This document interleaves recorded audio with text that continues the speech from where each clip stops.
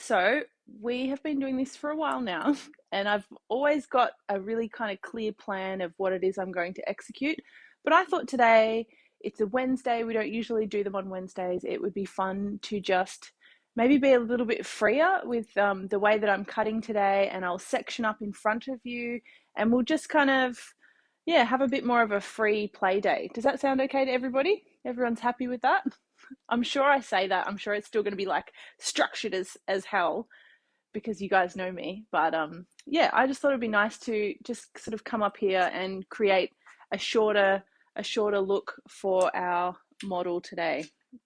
So today we have Jamie. Jamie is back, and what they're after today is a shorter shape, something that's more fitted through the sides with a lot more sort of texture, and maybe something kind of a little bit asymmetric and individual through the front. Yeah, so that's kind of the brief of where we're at. So what I'm thinking is I need to create some kind of division between the top and the bottom. So that's when I start thinking, okay, I have to section. Okay, so the first thing you want to do is prep the hair. So for myself, depending on, I mean, it doesn't depend on whether I'm cutting short hair or long hair. For myself, I love to cut clean hair. I have to cut clean hair. So I need to shampoo my client twice. So that first shampoo, and I mean, this is like, I mean, I'm sure most of you in the room are like, we know this, Lyndall, but it's sometimes it's good to just revisit these things. So I shampoo twice. So the first shampoo actually removes the kind of life and the residue away from that hair shaft. And then the second shampoo has the ability to open the cuticle and then clean. Yeah. So I find that two shampoos really gives me an optimal clean feel on the hair. So I'm able to create a really beautiful shape. Can you guys hear Maggie? She's like ferociously chewing. Anyway, back to what we were talking about. So two shampoos, and then, so that cleans the cuticle then and opens the cuticle, then you then have to close the cuticle, and that is where conditioner comes in. So two shampoos and a conditioner. But if you're going to use a treatment, then you wouldn't use the conditioner, you would go straight in with that treatment because that would close the cuticle. Yeah, it's just good to sometimes go over those little basic things. So back to Jamie and Jamie's haircut. I want to create a slightly different, more irregular shape. So I'm thinking different, a little bit more irregular. I'm not thinking a classic horseshoe. Okay, so let's come from the front. And I like to work in slightly curved sections. I find for myself that a head shape itself is like cylindrical. It's a curved shape. It's not a box, thank God. Right. So for me, when I do like a dead straight section on a curved shape, I don't know, sometimes it doesn't have as much of a fluid end result. So, but that's totally personal. And, next time you tune in, I'm probably doing like vertical and horizontal sections. But today I want to work with more curved shapes. Okay. So comb that hair in the direction that you want that section to go in. And if all the hair is really clean and it's prepped, you can see how it actually all just separates. Can you see that? So it doesn't really matter. Like I could take a section anywhere all the way through here and I'm going to get a beautiful clean section. That's because all the hair and the teeth of my comb have made a connection onto the scalp in the exact direction that I want the section to go in. If all the hair was down and I go to take a section, can you see how it pulls? All of a sudden, I'm trying to do something that the hair is not prepared for. So even if you're cutting, you're coloring, you're preparing to blow dry, you got to prepare the hair and tell it first where you want it to go before you take the section. Okay, just some little section tips as well. So we're going to go up and around, line ourselves up, and let's create a curved shape. Now, myself, I use a Wyeth Park comb, so that has that half tooth for precision sectioning.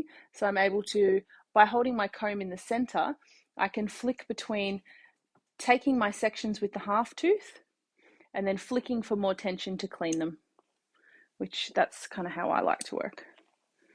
All and I use my hand to keep that section nice and clean out of the way. So now we're here. I like that point. Let's do another one over here. So I'm telling the hair where I want it to go. We're coming in. If you're just joining and you're like, what on earth is she doing today? What I'm going to do is a short haircut on our client Jamie. They have requested something that's a little bit more streamlined and a little bit more head hugging through the side, just to show off cheekbones, and then a little bit more texture and something cool through the front. So that's what we're doing. No great big plan. Maybe we can do like a bit of a choose your own adventure. Okay, so we're up and we're here. Last bit. Let's come through here and line ourselves up and just do one last little curve up in through here. Okay. So you want something that is a little bit more individual. You want something that's going to have a little bit of a different shape and a different end result. You can't start it the same. If you start everything the same, you're going to end up with the same result. So sometimes it's good just to mix it up a little bit. You know, change that horseshoe, change where you start the section. And sometimes you can, you know, really develop something that you didn't know you could do. All right, I'm just going to clean this. I spend a little bit extra time on sectioning than what some people would, but for me, it's part of the process of my brain and how my brain works. If I've got this section really clean, I can kind of really visualize that end result. Not everybody is like that, but I would rather take the time now and it pays off in the end. Also, I seek extreme joy out of looking at clean sections. Is anyone else like that? I suspect you all are. Melissa's got a question for you. Yes. Just say, for example, I was doing the same haircut as yourself and I sectioned it differently. Would our end result be different? Yeah, so Melissa's just asked if you know you did section differently and you, I guess, went through and executed the same haircut, are you going to get the same result? No, wherever you do a section, you generate a weight line. Okay, so that's one of the reasons why you section, because you're like, oh, I want to create a shape. I'll show you what we did yesterday because it's a really good way to describe the power of the shape of a section. So yesterday we wanted to do a bowl cut. Yeah, so you can see it's just been shoved in a cupboard, but you can see yesterday's cut, right? I wanted a curvature and a beautiful bowl shape. So I took a very simple horseshoe section and the weight followed that section all the way around. Yeah. So with this client today, with Jamie, we're going to have a weight that sits up higher. It's going to have a little bit of a longer, heavier point here. It's going to come up.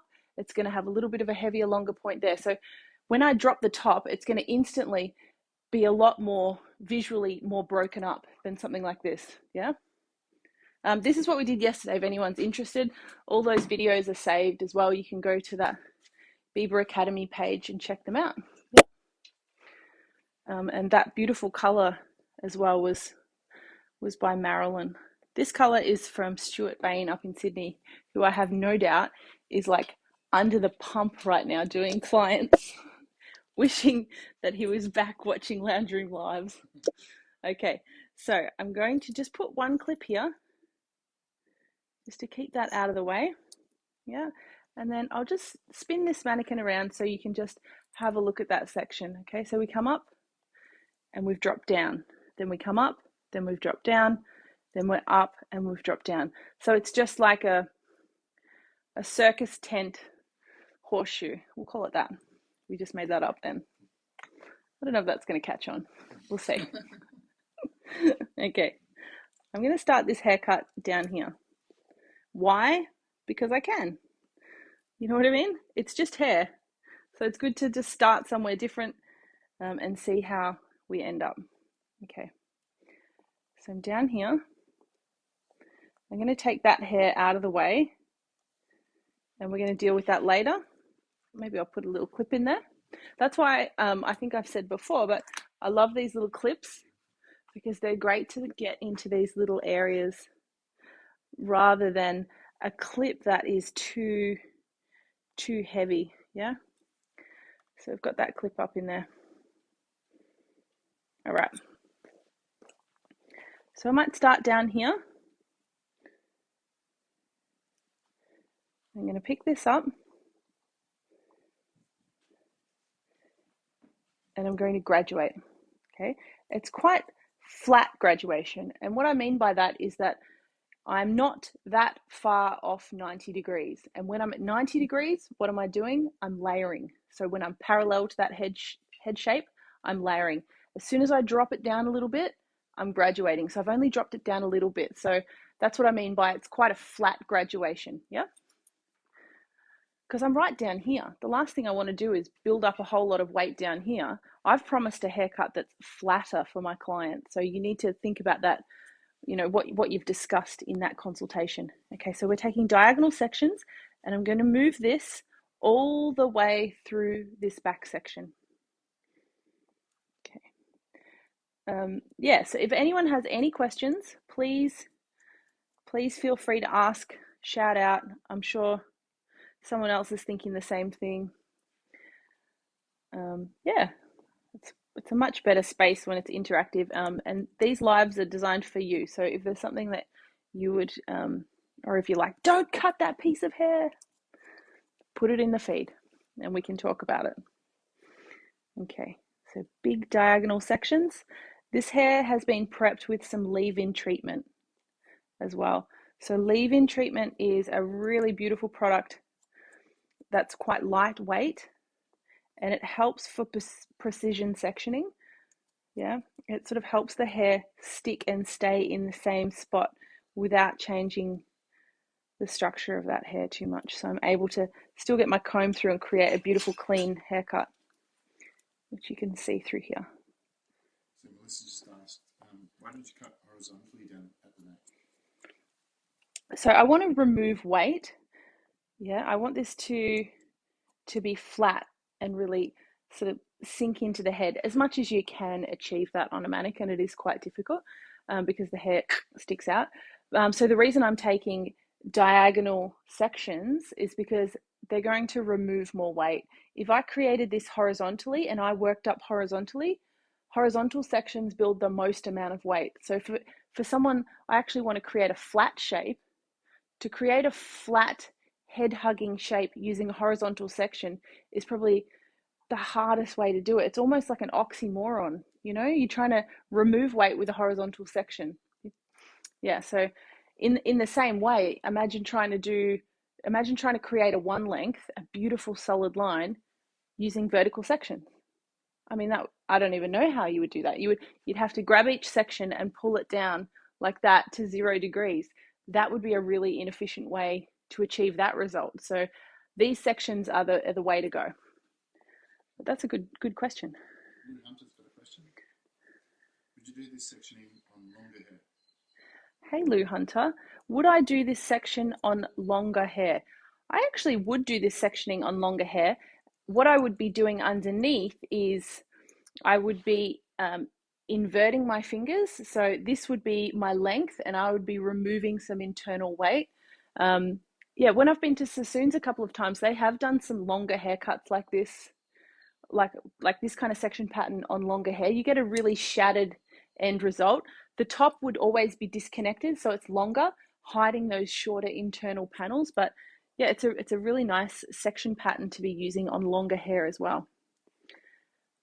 Especially if the color that they've been given is like kind of a two-tone global look, you get some really cool shapes because that top color kind of drips over the bottom.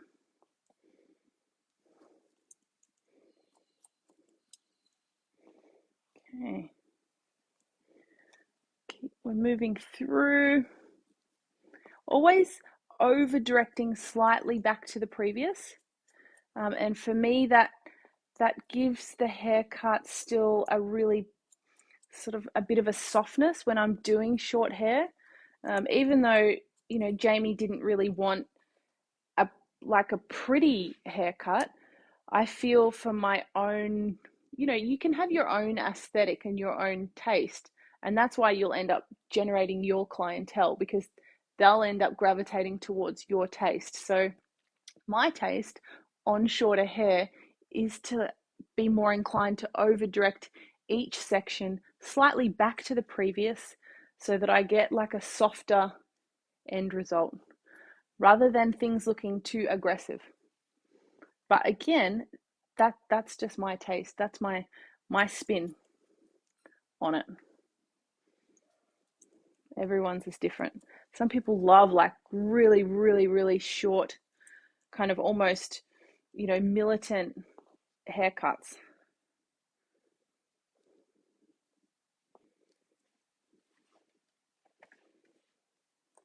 This is why hairdressing rules. There's a place for everybody and for all tastes. Okay, so we're up to here. I can always see my guide through as I'm working along. Okay, right down to here. So if you had some longer hair here, I would, almost leave a couple of bits around the hairline. I would ideally, if Jamie hadn't had their hair cut, I would love that more, because this would have more softness in through here. But because we have created some graduation previously on our client, and I don't know why, but Jamie's hair doesn't grow very fast. Don't tell them. But yeah, this is what we've got to work with. Okay.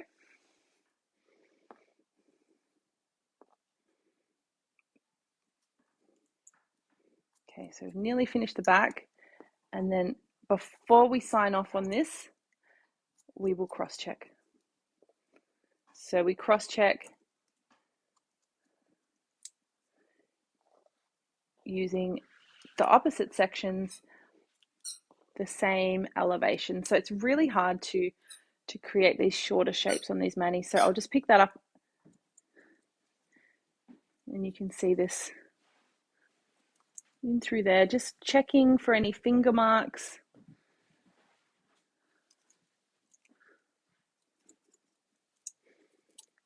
And I'm happy with how that's sitting. Okay. So it's nice, you can see it's nice and high and flat in through there. Now I'm going to work through into this side. What I might do is, from this point, I'm actually going to pivot forward, and I'm going to start taking diagonal forward sections. Okay.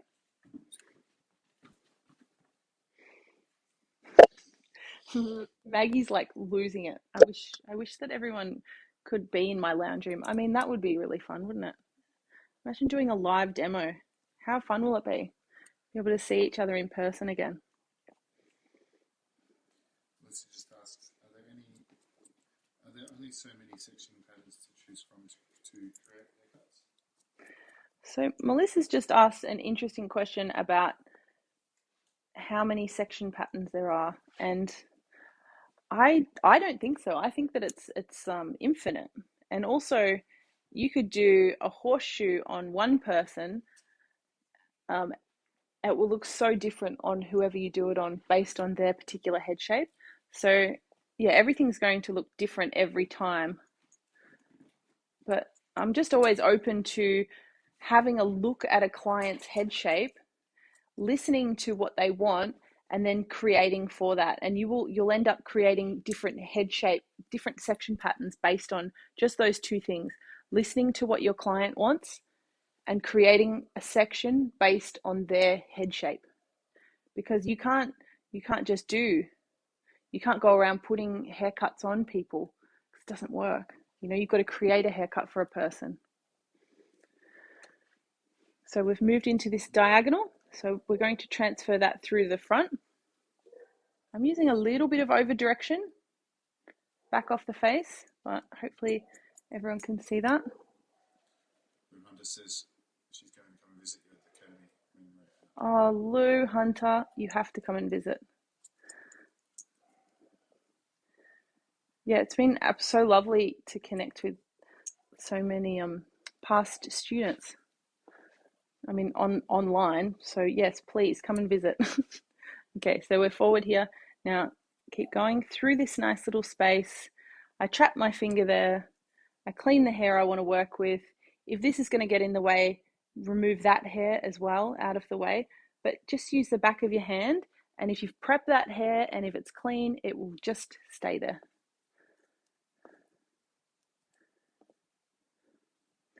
Okay, don't over direct back too much, and we'll keep working this through.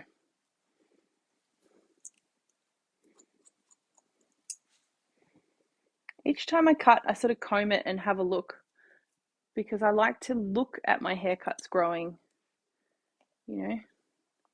even though I've, taken that guide, you can't just rest on your guide. You have to like assess it and constantly, oh, look at that, I have that beautiful clean section, and constantly, fit it as you're going.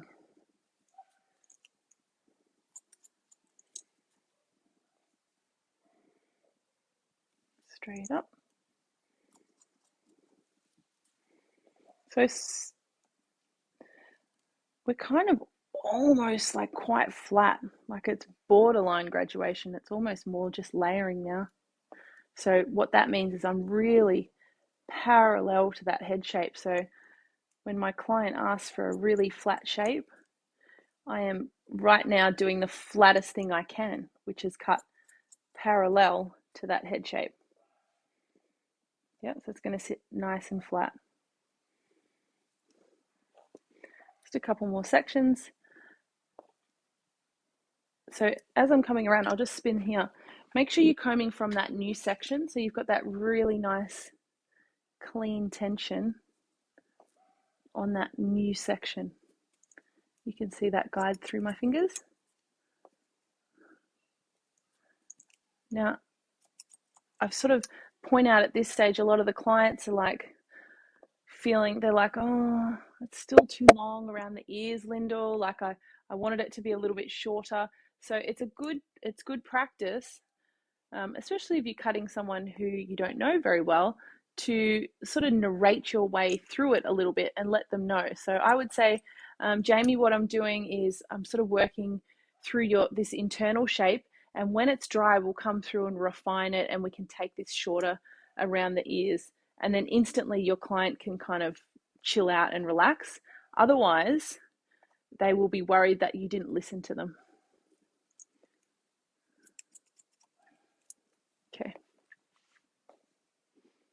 Okay, so there's that side done. Nice and flat in through here. Just going to come and cross check. So take the opposite section, pick this up, and just check I'm happy with that internal weight.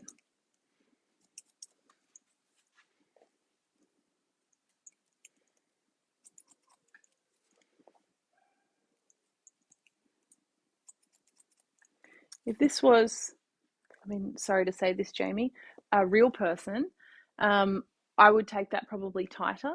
But on a mannequin, I'm always like conscious of like getting like pokes out. So yeah, on a real person, don't tell Jamie, I would take this shorter. All right, so we're moving over here now. We're back here. Comb it down first. Let's move diagonal forward now from here. So I might pivot a couple of sections to get myself on the right angle, and then I'm going to move through. Okay. Looks like the flowers and plants in the background. Oh, thanks, Alex. Guess who the flowers are from, Alex?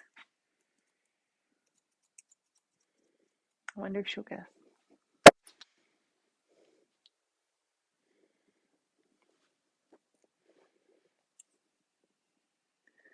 Does she need hints? Flavia. Beautiful Flavia. One of my past students. Okay. So you can see with that, and I'm bringing that up. So let's keep working through here.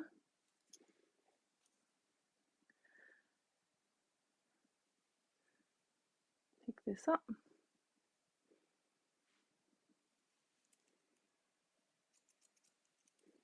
I'm slightly angling out at the perimeter to maybe keep a little bit more length as well. Can you see that?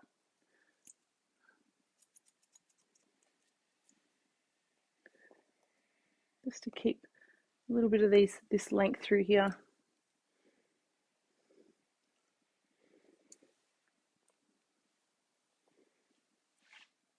And the other thing I'm going to do that's a little bit different here is I'm going to come now, because I like to keep this length on the end, I'm going to move to the top of my fingers.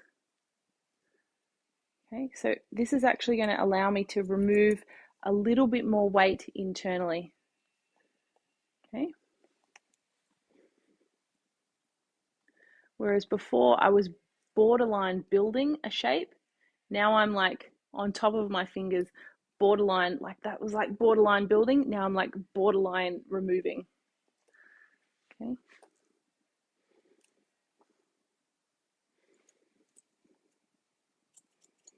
Always cut to that knuckle, stop, and go again. I mean, cutting the top of that just makes me feel so sick. Has anyone ever done it really badly?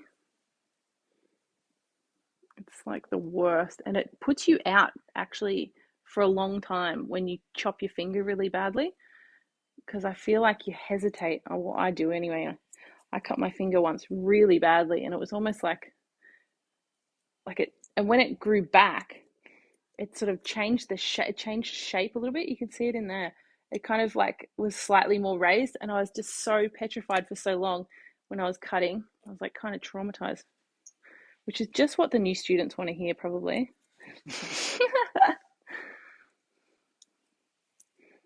Don't cut your finger.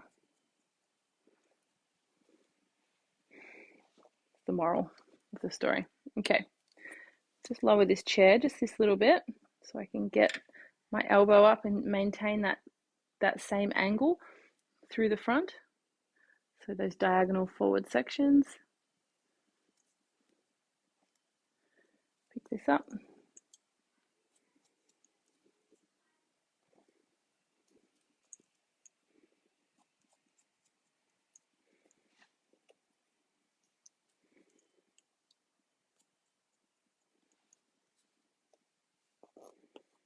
Okay.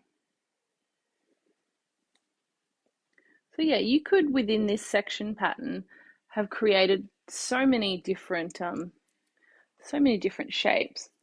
I mean, you could have started the haircut at the front with a diagonal back section. You could have, yeah, just layered it and kept all the length if it was longer hair. There's lots and lots of different things you can do. A section just kind of allows you to put different techniques in different areas and kind of access different areas. So this curved high section is allowing me to remove weight internally up beyond the curvature of the head, up quite high. So when I drop the top, I'm going to get like a really different shape, because that was the brief. Jamie wanted something a little bit more unique and irregular.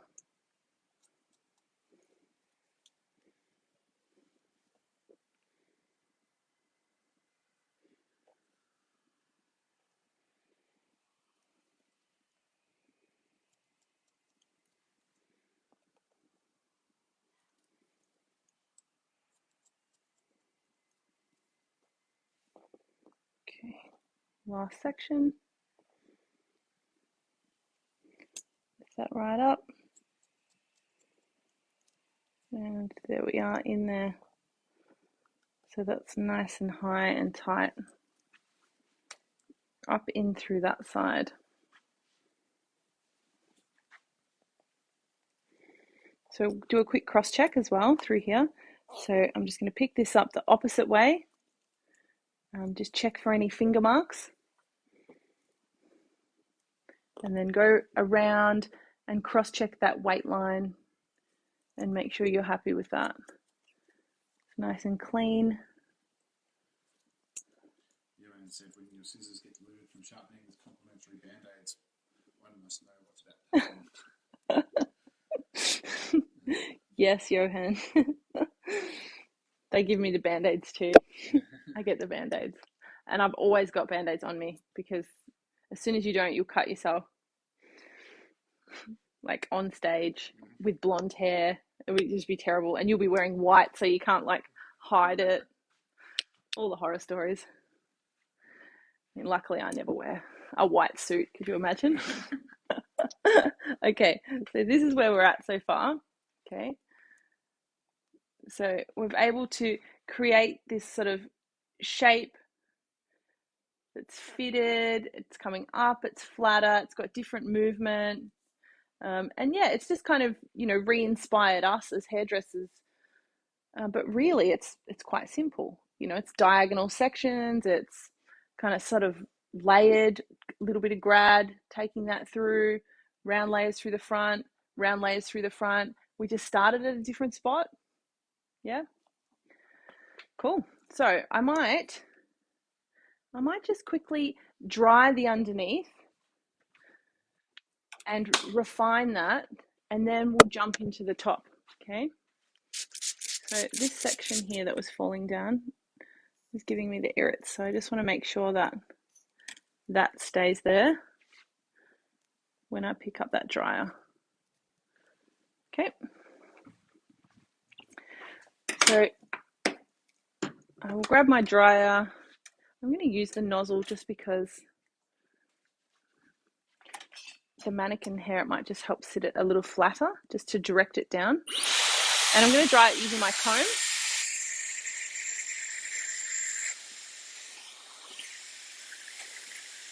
And wrapping with the comb from side to side.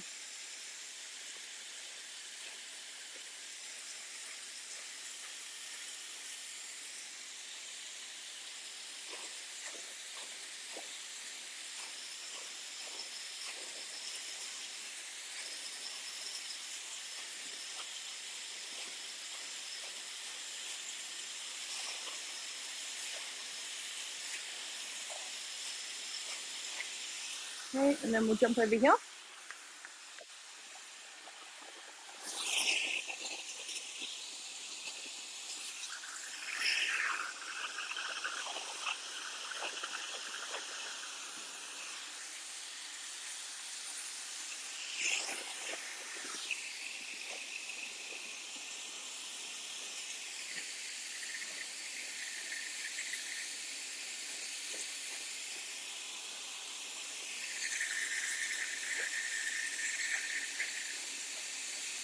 I wonder if the colorists do that. Like, Daniel, do you sort of sometimes start something in a different spot just to get a different end result?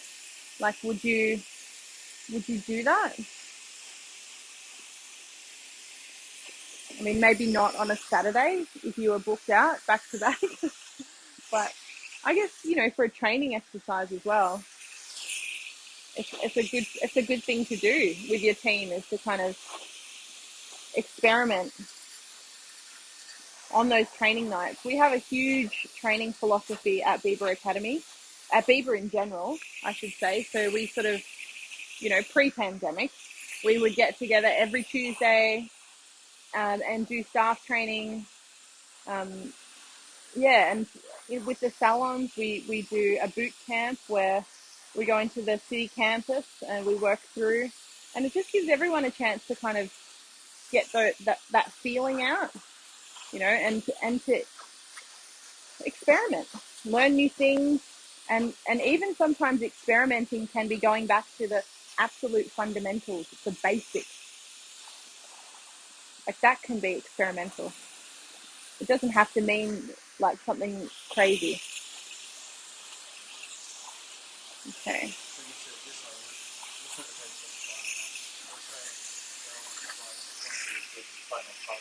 Yeah, that's such a good point, Daniel. And I don't know, I've got some photos that I can't wait to show you, Daniel. But I experimented with a weft this morning. I don't know if anyone's on Instagram.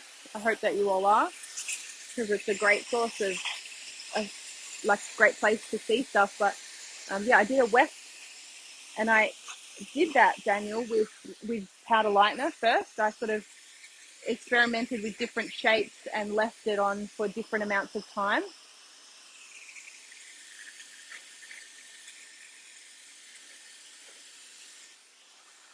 Okay. Oh, Radhika. I miss you too, Radhika. You'll come back. Everyone will get back to training. I miss training. Okay. Listen, just answer the question. Lyndall, you often talk about texturizing hair when it's dry. Can you show how you would texturize the hair when it's wet if it was curly hair, please? Yes, Melissa, I can do that. I don't know if I can do that on this particular mannequin though. We would do a technique called twist cutting. So I would grab the hair when it's still damp. So I've finished my shape. And twist cutting for us is to grab the hair, pull it out like little sections like that. So I would kind of brick my way through the hair. I would never twist cut on the top of their head because you're going to end up with like an alfalfa spike. And you twist the hair, that piece of hair, and then going down the cuticle, you slightly cut like 1, 2, 3. We'll go through it. We'll try and do a textured mannequin. Maybe we'll do it next week. I don't think I've got anything else on. Yeah. Yeah, let's do that next week, Melissa. Thank you for reminding me and for inspiring that idea. Let's do that. Okay, so here we are dry. And you can see how like dorky and unkept this hairline looks, because we haven't done it. So what you'd want to do is let's create some nice shapes through this underneath. Okay. So I might come up here and just take this one a little bit shorter. Let's see how short we can go before I scream because I've taken it too short. Okay. So this is scissor over comb. When you scissor over comb, your scissors apparently, I don't have a metronome or anything, they move twice as fast as your comb. That kind of gives you a little bit of a visual of how fast you want to move your scissors. And for me, I like to keep my scissors parallel to my comb. So I'm not cutting like that, I'm cutting like that. So these need to move together, okay? And you only cut the hair that sticks out the bottom of the comb when you scissor over combing, okay? So you want to keep, that's why you got to keep that bottom blade in line with the bottom of the comb. And so this is the moment where scissor movement, like really, you're like, oh, now I see why I should practice that. Because if you don't have scissor movement, and you put your hand in there, all of a sudden you cut the hair that's sitting out the bottom of the comb. Yeah. So whenever I'm not doing a client or I'm just kind of walking around, which is kind of quite often at the academy because I'm teaching, I am literally walking around and I'm like also practicing my scissor movement because it's like it's a muscle. So you have to practice it all the time. You can't be like, oh no, I've got that.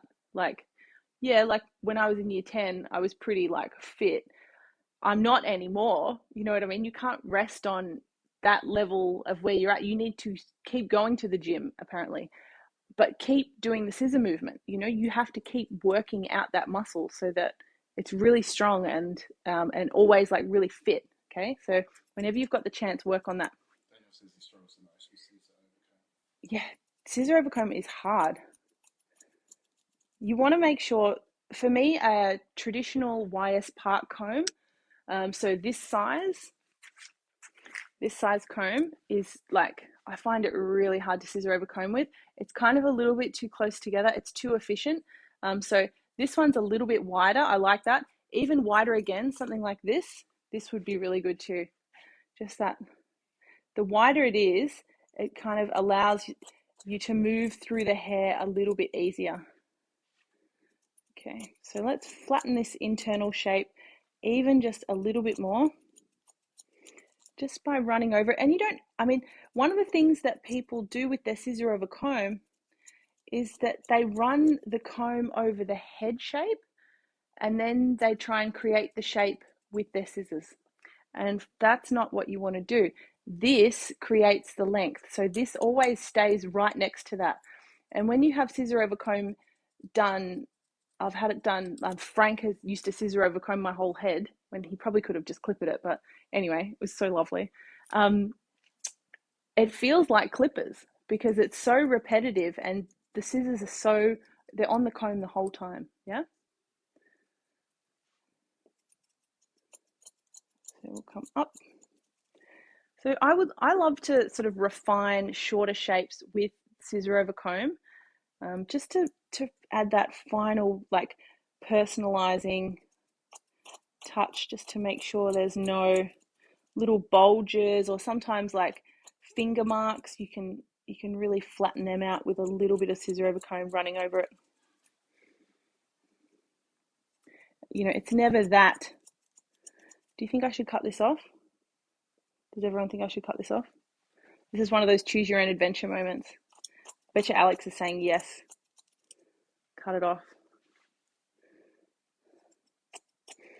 I'm always asking. Yesterday was great. It was like, leave it. And like, how good do those little rat tails look yesterday with the bowl cut? Cut it. I knew she'd say cut it. Because I always leave those bits on her. Okay, they're gone. All right. They're gone. I can take a hint, people. They're gone. That was never there. I don't know what you're talking about.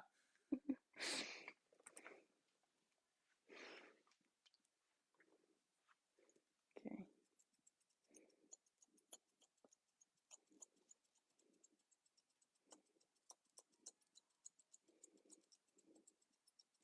So you go up.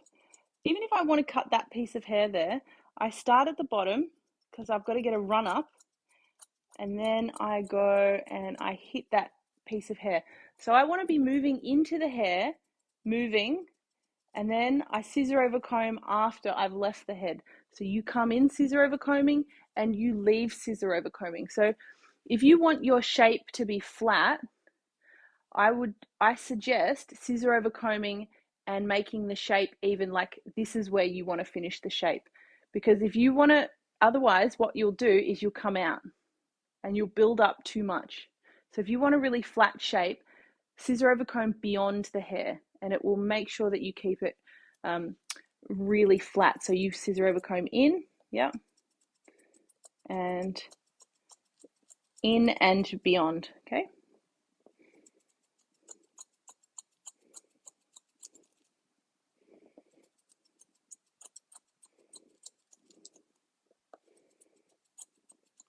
I wonder what Stuart's going to think about me cutting all this hair off.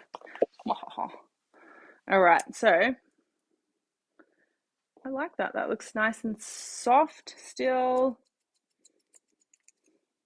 We've got a little bit of something here. Am I allowed to keep that, Alex? We'll keep that little bit. So I would go wide teeth. Then around this perimeter, if you want to tuck that in a little bit more, you can go small teeth. Okay, and tuck that in. Just that little bit more. I'm allowed to have it. Okay, thank you, Alex.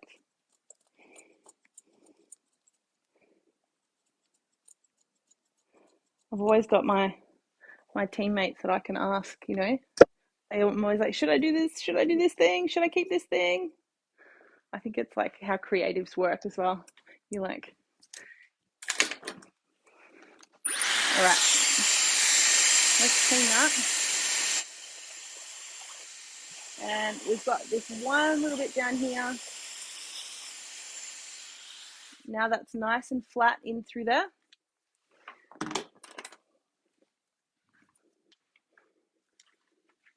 Okay. So there's not much that I can kind of do back here in terms of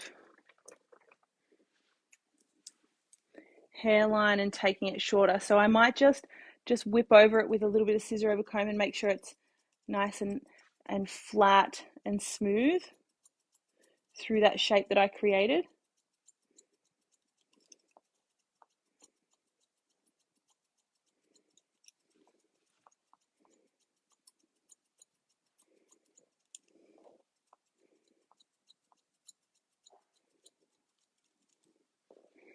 So in.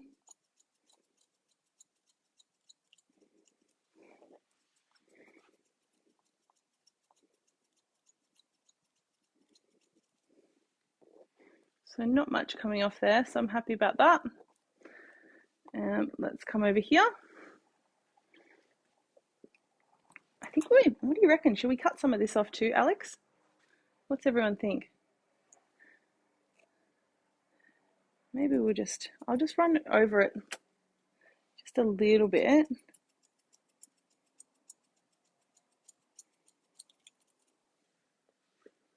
Just more internally.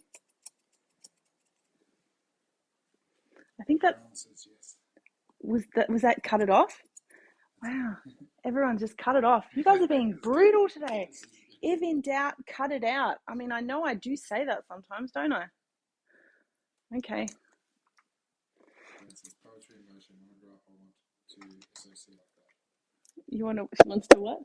Johan says it's a scissor. Oh, Johan. You will. I used to watch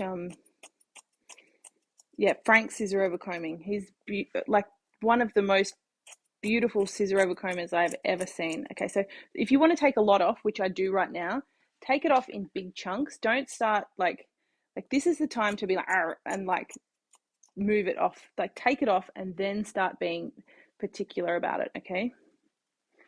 So but first remove,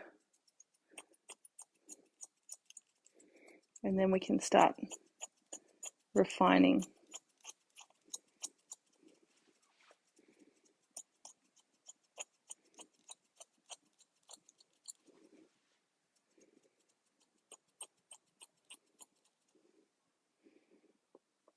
Keep some of that weight behind the ear.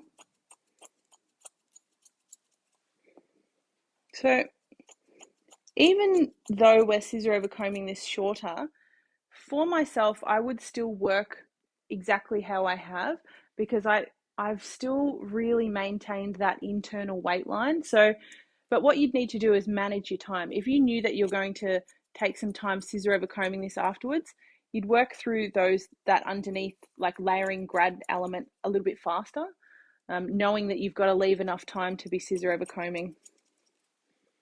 Yeah. I mean, and in a perfect world, we wouldn't have this two color here. I think it would be better if that was kind of global. Oops.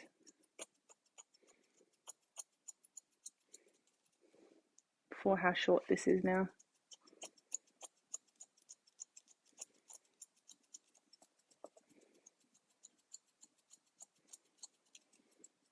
So sometimes I hold a little finger on the head as well, just to kind of anchor myself so that I can move around. This front is hairline as well. So when you're tapering hairline, don't forget that the front is a hairline as well. So it's nice to really sometimes have that flush off the face as well. I'm really into this. I haven't scissor overcome for ages. I'm like, But yeah, you can see how having this bigger comb helps you to move through that hair. See, I've got a little bit of a heavy weight line there. I need to soften that. So I need to just take it up higher, a little bit higher. And maybe just like round it off a little bit. So I'm beveling my edge just a little bit by moving my comb around just a little bit.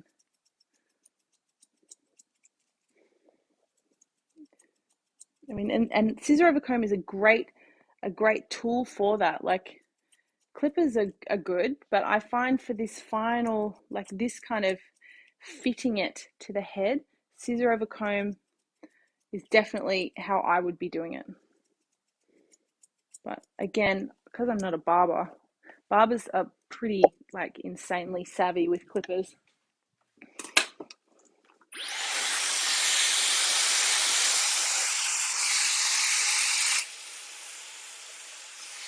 Yeah.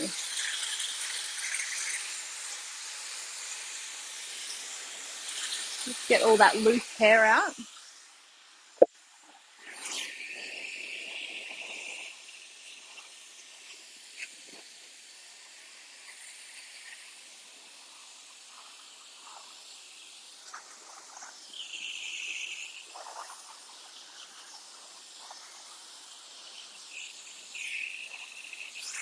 Okay.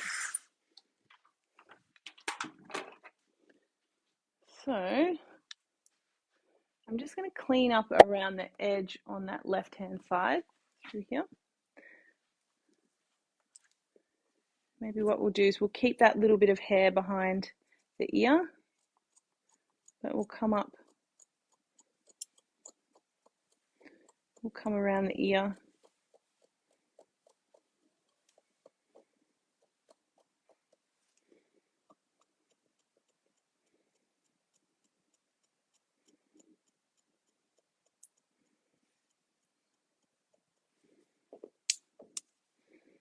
So Jamie's got one clean side. So using my points to create that shape around the ear rather than my clippers. For me, I get a better curved shape.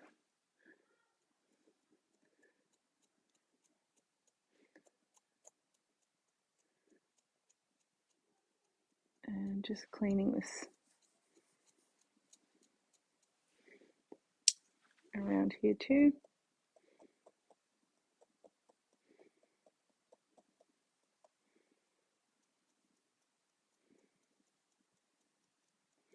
Using those points.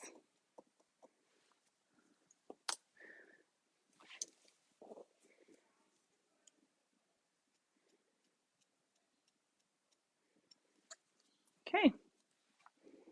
So maybe we'll come around here and clean this one too, because we're here, and why not? Just around this ear.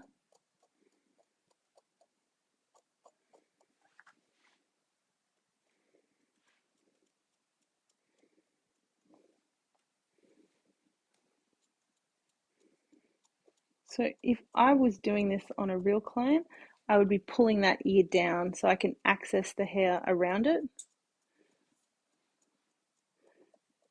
Jamie has very uptight ears. It's like literally impossible.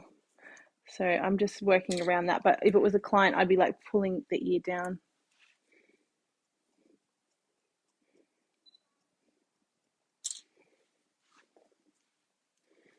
Okay.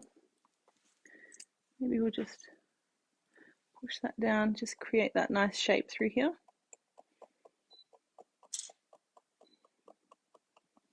Sorry, is my head in the way? I think my head's in the way. So into what I was doing. Sorry about that.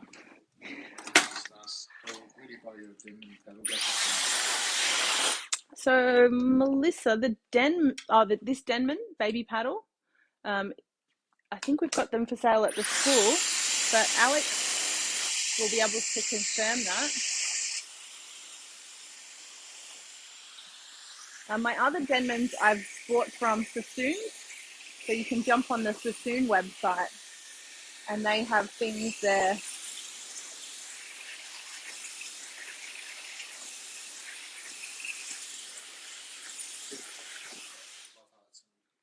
Sorry? Hello, Katrina.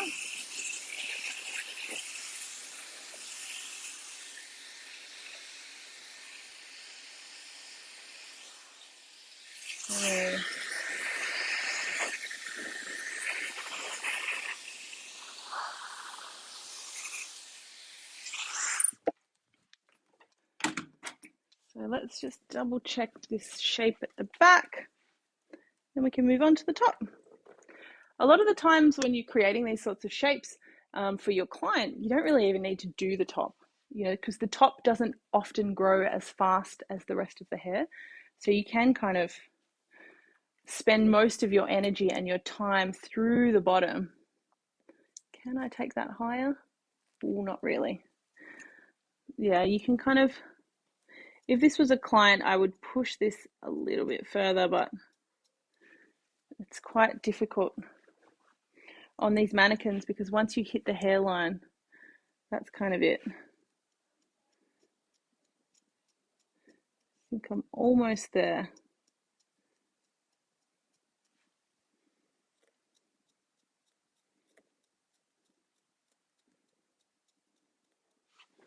Yep. Take that off.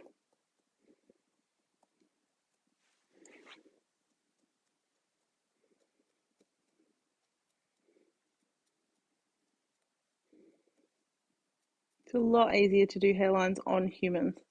But yeah, definitely using your points to create those shapes, those curved shapes. So with my points, I can curve a shape.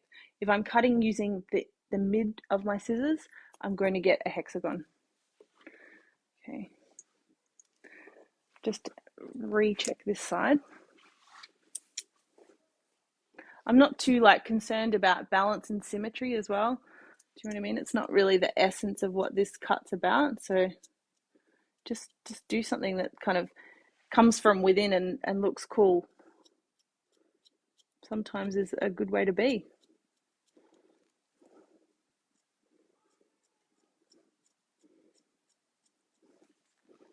Okay. And I think that's the bottom.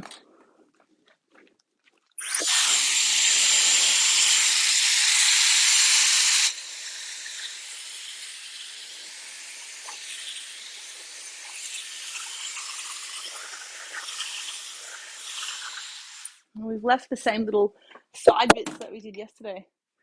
We're doing the feel for the week. We've got our twin fins, our behind the ear twin fins. Yeah. All right. So let's move on to the top. Lower my chair. I'm always going up and down and up and down. Honestly, sometimes my clients are getting seasick, but I'm all about moving the client. You know, the last thing you want to get in the habit of doing is putting your body on the line every day, 9-10 times a day, because you won't be able to sustain that. I also suggest Crocs. Oh, the girls. Yeah, the girls. I thought you were telling me my AirPods had fallen out. Okay, let's take this out. We'll comb it down. Oh, sorry, Jamie. And we'll see what we've got.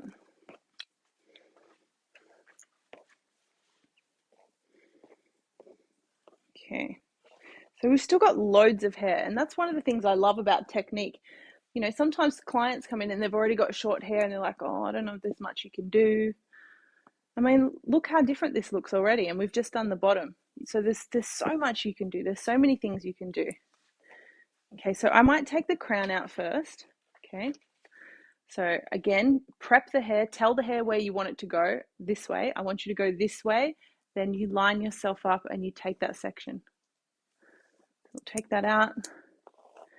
And let's have a little look at this crown first. Now, again, you know, we were talking about personal taste and stuff like that.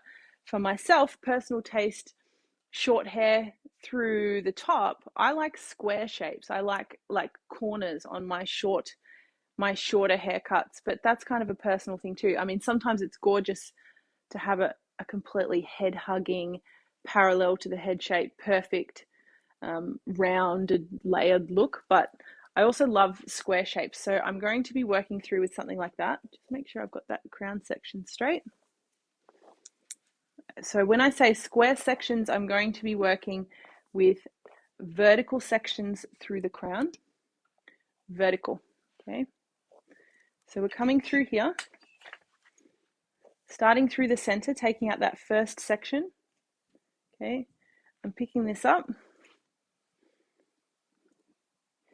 And I might angle myself to keep some disconnection. So here's the underneath, okay? I'm going to pick this up and I'm going to bring that across, okay? Just for that first section. So it's going to sit up quite short, but then we've still got this little bit of length hanging over the back there, okay? Now I like to cut from short to long, so I'm just going to spin around this way. And I'm going to continue taking vertical sections. So this is now a classic square layer through the crown. It's disconnected from the underneath. Sometimes when you're learning to cut square layers, it's a good idea to connect your hand and your arm together. So you remind yourself to keep it square. So you could come up like that and keep that elbow up just to help to remind you to stay square. Or you could go like that and work yourself up and have that 90-degree angle. So it's good practice to a good little thing is to have your hands straight, drop your fingers over, try and get them at a point of 90 degrees, and then balance your comb on there, and then kind of move up and down a little bit, you know, and then it like kind of helps with that dexterity of moving your fingers around, okay? But let's keep going on this square layer. Vertical. I'm just bringing it straight up, so it's classic square. Melissa just asked, do you prefer the look of hair that doesn't connect or solely connecting? Melissa, I do like both. I mean, sometimes I love the most simplest of classic shapes, you know, like they're undeniably beautiful. But then, yeah, other times I love to just disconnect stuff and have like more dripping little interest bits.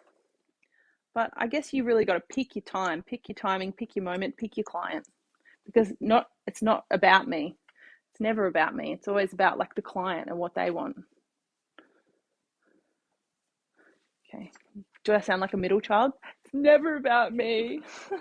I wonder if Louise is listening. Okay. Vertical.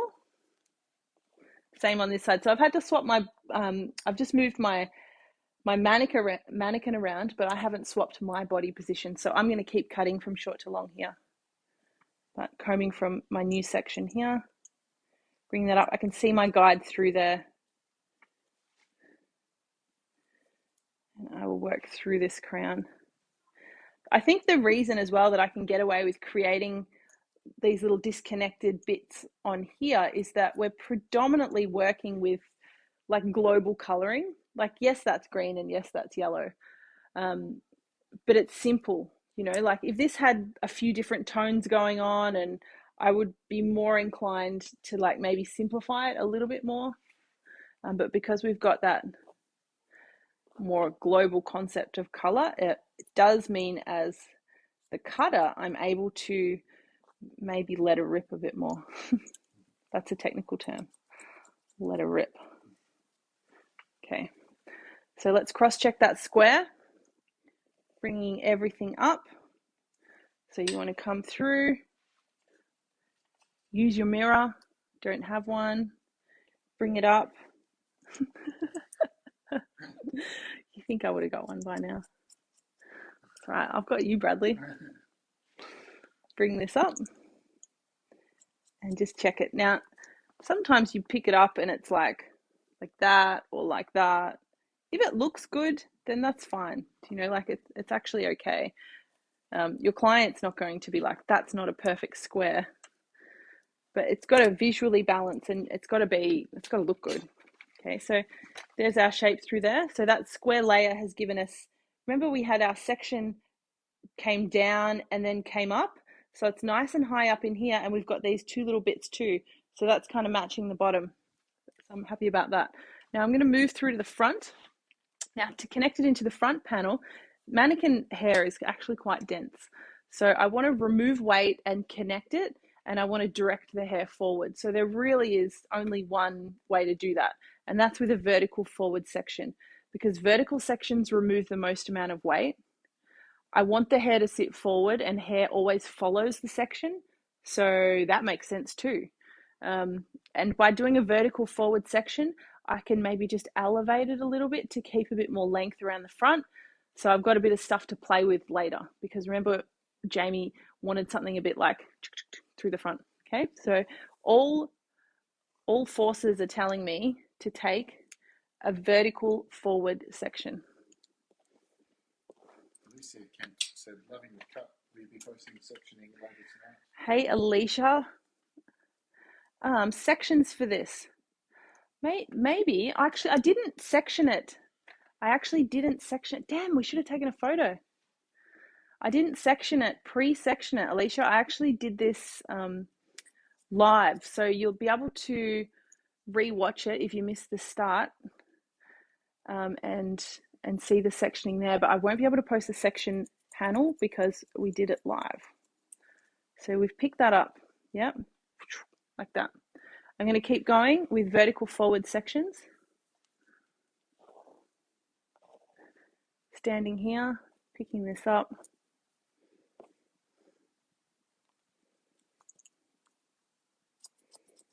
and working forward.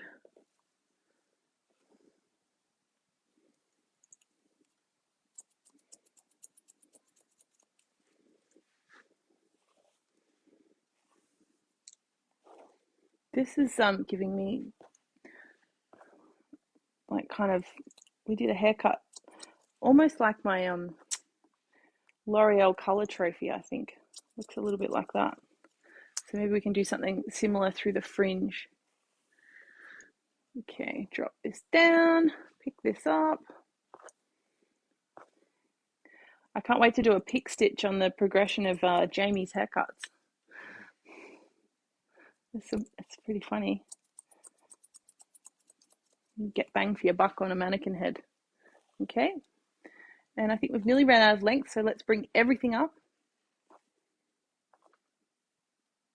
Make sure that that connection between the back, see here, is good. What's that? Get out of there.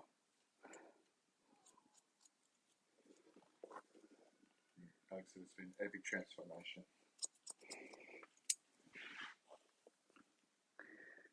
Okay. And then to do this side, I'm going to stand on the same side, but I'll move the mannequin so that you can watch me comb that hair. So we've got those vertical forward sections,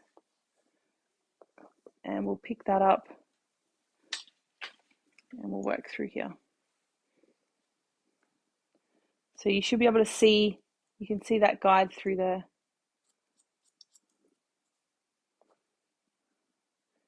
Pick that up.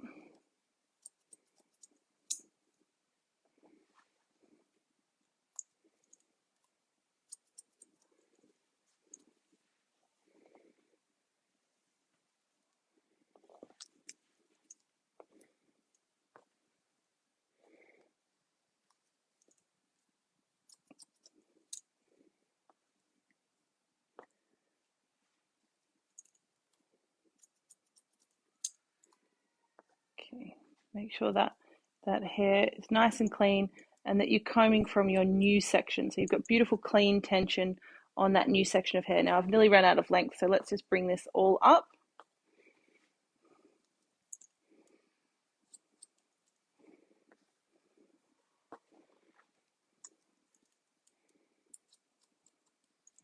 Okay, and there we've completed the top.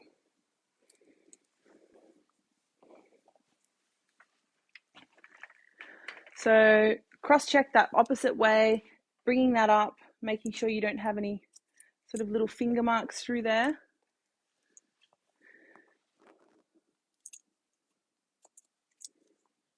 My section itself was asymmetric as well, so make sure you're not forgetting those things when you're cross-checking. Yeah, don't sort of cut the feeling out of it. People can really ruin their haircuts by cross-checking and cutting too much when you're in that cross-checking state. So you really want to make sure that if when you cross-check, you see something that is like, whoa, that should not be there. Don't take it off in the opposite. Go back to the way that you originally cut and remove it that way, because otherwise you'll make another whole problem. Okay, so make sure that's a really good tip. If you cross-sectioning as well is really good because it shows you where you might have, like, it's like tells a little story of what you're up to. If I pick this up and I looked at it and it was like this, I know that this section here, I need to go back and start there and then keep working on that because I've missed my guide there because it was longer. Yeah, so it tells a little story of what you're up to, and it's like a little roadmap. If it's a tiny bit, yeah, you can take it off, but if it's more than that, then you need to go back through and use the same section patterns, okay? So I'm just rehydrating this, just making sure there's not going to be a weird part in there. Just using a little bit of leave-in treatment. And then even though we want this to be textured as an end result, I'm going to dry it flat because I might need to remove a little bit of weight, or I might need to point cut to promote a little bit more movement, okay? So and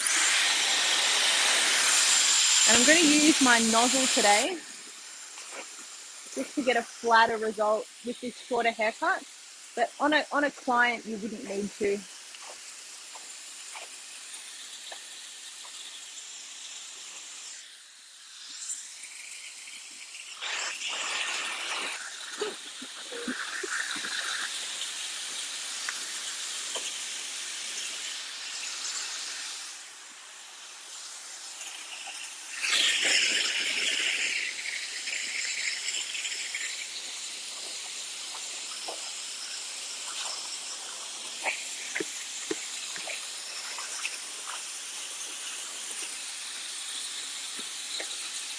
So wrapping from side to side.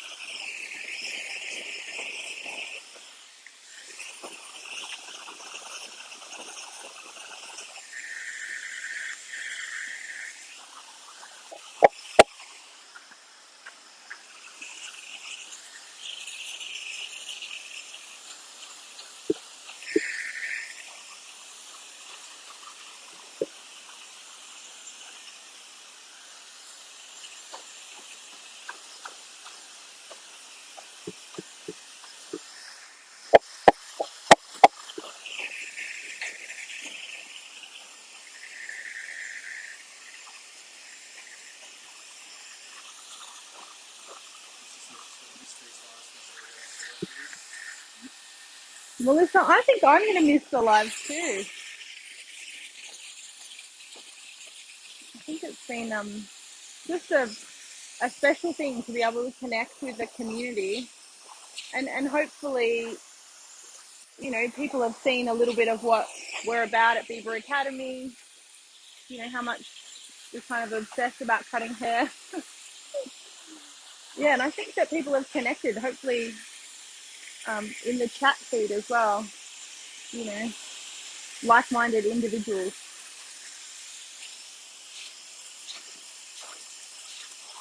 Who knows? Maybe we can keep them up in some capacity, Bradley.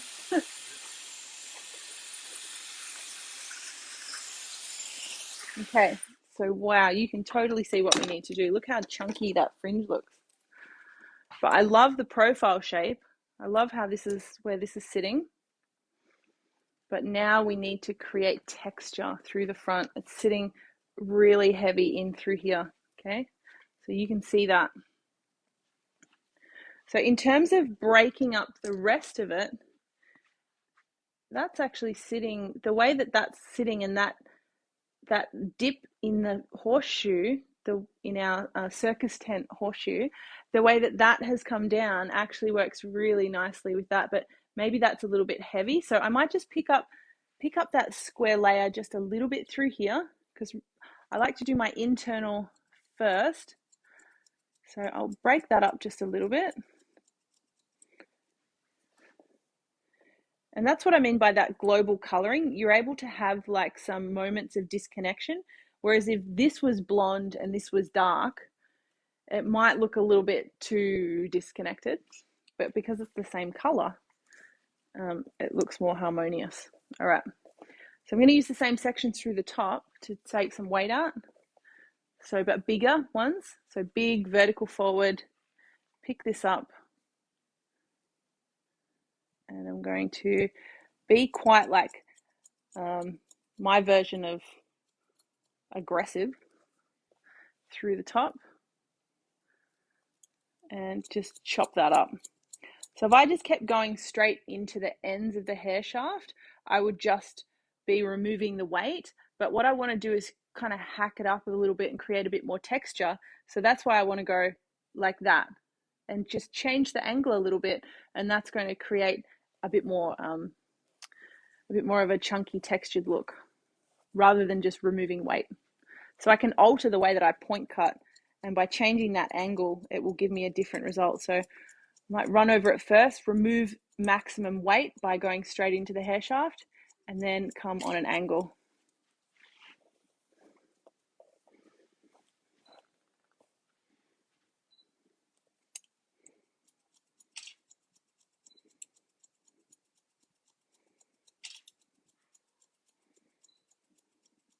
So I like to have my wrist facing me while I do this rather than twisting, because you can really damage your wrist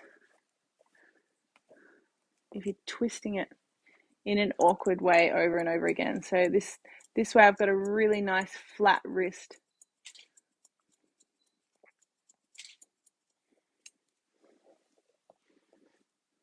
And through this side as well.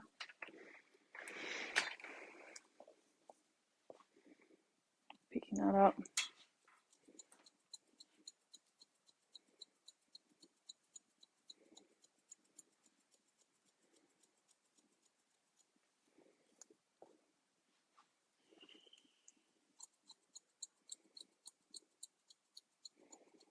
If this was finer hair, you might not need to do this as well. Do you know what I mean? So this is something that you need to assess. You need to visually look and decide if you need to point cut, if you need to like chop it up. Okay.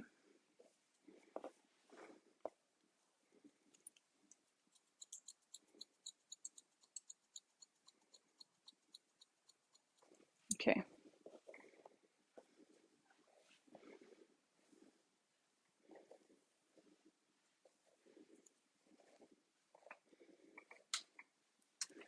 So I'm just playing with the hair. I'm playing with that internal texture just to see if it's doing what I want it to do. And I think it is. This crown still looks a little bit solid the way that that's sitting there. So I'll just pick that up and remove a little bit of that.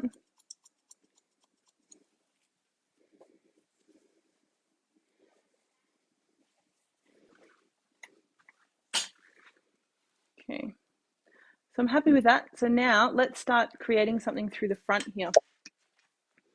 Now, I don't think there's any right or wrong. There's kind of just like looks good and doesn't look good. So I think we just maybe just hack it and hope that we don't end up like too Star Trekky. Is everyone happy with that? We just kind of go for it.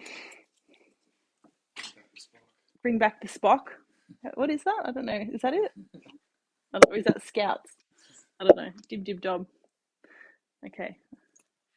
I'm just going to start cutting. So I'm going to apply tension, and I'm just going to start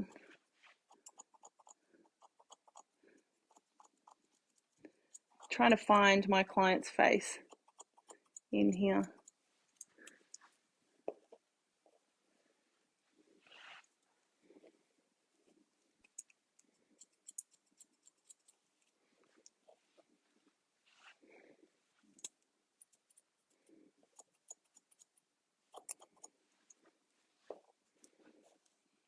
We leave a little bit through here.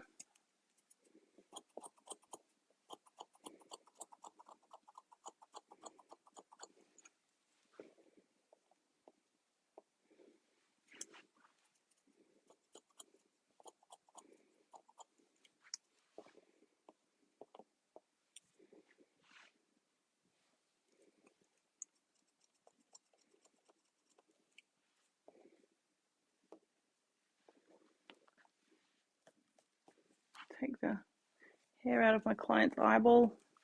All right, and then I think here, maybe we keep that just a little bit longer. We could down in that side.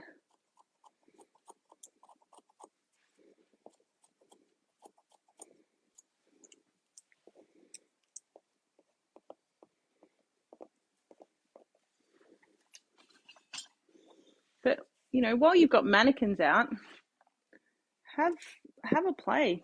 You know what I mean? No one's going to come and tell you off. Hopefully not, anyway.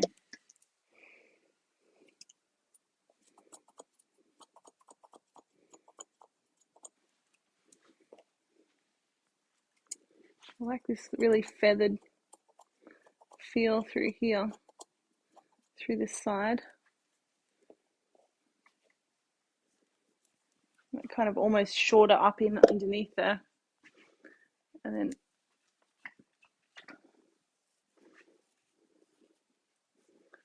maybe in here, we just keep a little bit of this in this corner pocket. So I'm slicing now, which is different from pointing up into it.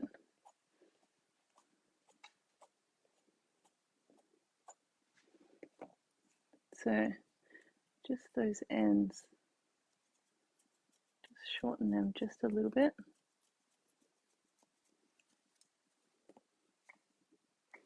And I think just having that little bit of extra softness on this side, because we had to take that one quite sharp.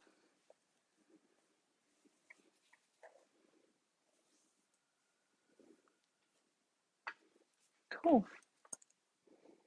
How you going, Jamie? You still friends? I'm talking to my mannequin. If anyone thinks I'm losing the plot, I probably am. All right, just kind of adding a few final little bits.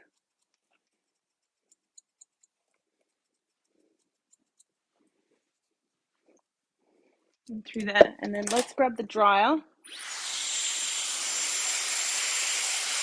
just get that excess hair out.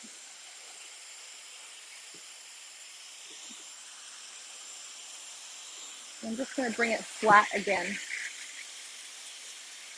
So then I have that opportunity to use the product then to create that texture, which, you know, when you're in the salon, you want to be like promoting products to your clients. So if you finally like, even though you've cut it really textured and it's going to do marvelous things, by bringing it down nice and smooth, letting the cuticle cool so it's got a nice glossy cuticle, and then grabbing that styling product and putting that in, your client's going to really have that feeling of like, oh, I need that product. I need the product to get that result. And it's not a dirty thing trying to sell products and services. I'm sure everybody that's like listening actually uses products on their hair. So we all use them.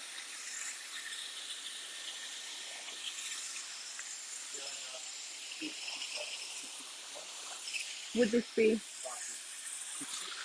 Yeah, I guess, Johan, you could call this a pixie. But, you know, for me, it is hard when you label haircuts because, you know, when does a chair become a stool? When does something become something else? And everyone's idea of pixie is different. So if a client says, I want a pixie cut, I would just take that extra minute to pull your phone out, go onto Pinterest or something, or Instagram, look at the hashtag pixie cut, and just make sure you're both on the same page. Because yeah, pixies ain't pixies and bobs ain't bobs and all that sort of stuff. I'm just going to chop up this crown a little bit. Still, just ask, when you're slicing, are you gliding along the hair or stopping at a certain point? That's a great question. Was that Al? Yeah.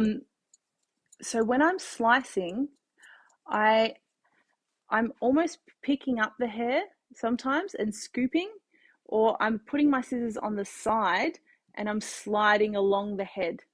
So I'm going to slide along the head. I will have my scissors vertical to the head and I'm going along that way. But I'm always moving my thumb and opening and closing it, which sometimes you do so fast you don't see it. So sometimes students are like, oh, cool, I'll slice. And you can like feel it. You can feel the cuticle like screaming in pain. So you actually have to move the thumb really fast and open and close it down the cuticle. Good question. This looks a bit chunky here. Just gonna break that up. then I think we're done.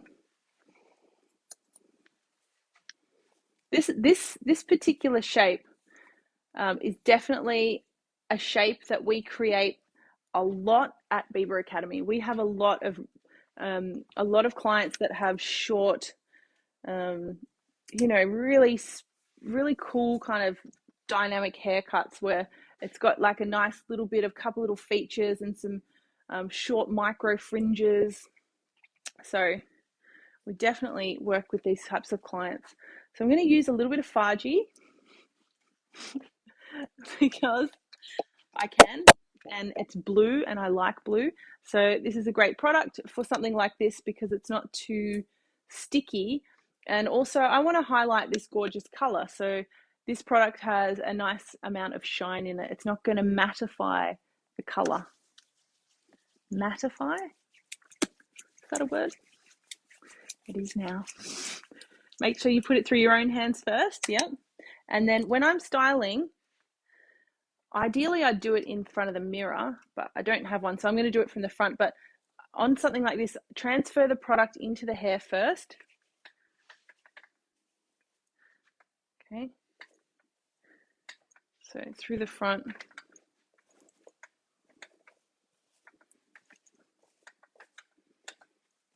Flatten out those sides. I can't believe we cut all those sideburns off. I hope Jamie likes it. Okay.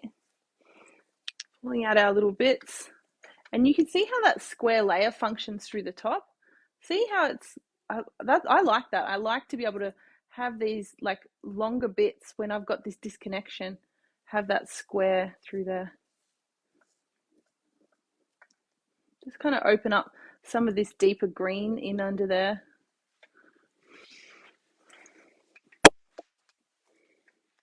Just come through the back. I mean, the last thing I want to do with product is go like this. That would just, oh, that is like patting the cat backwards.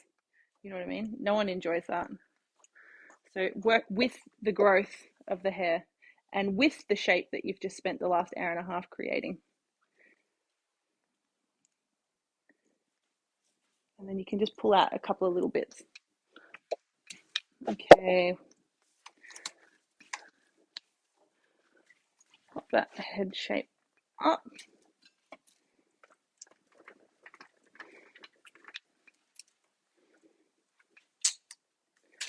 And then maybe right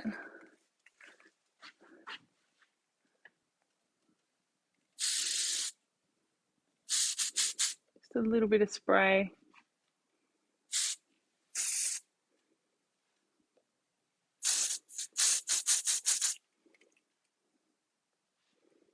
Just to isolate a couple of little moments through there.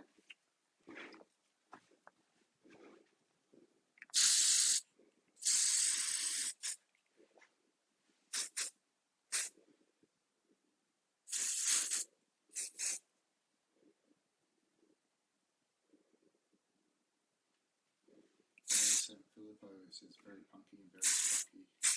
Hey Bella, it is very punky, isn't it? Okay.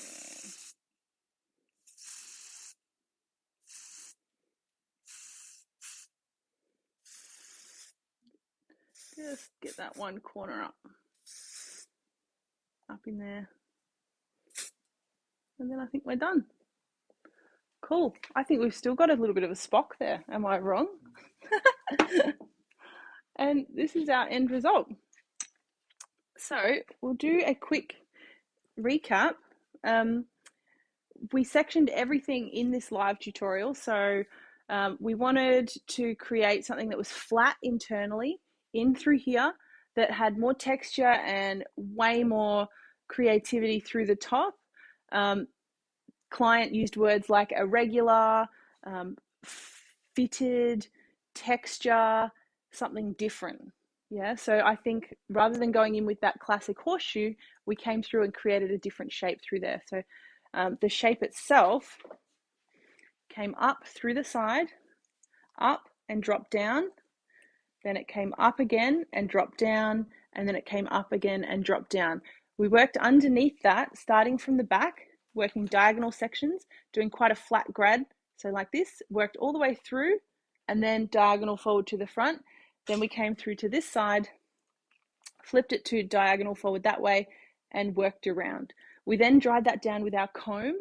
So using the comb to dry the cuticle down really flat, knowing that I was then going to scissor over comb. Okay, so you want to make sure if you are going to scissor over comb, you prep the hair for the scissor over comb by drying it down with your comb. It's going to make it so much easier to then scissor over comb up if all the hair has been really lovingly dried down. That makes sense.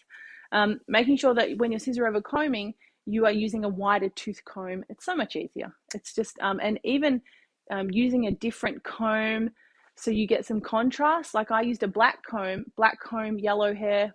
All of a sudden, that's a lot easier. You know, it's easier for the old eyeballs like mine. Just joking.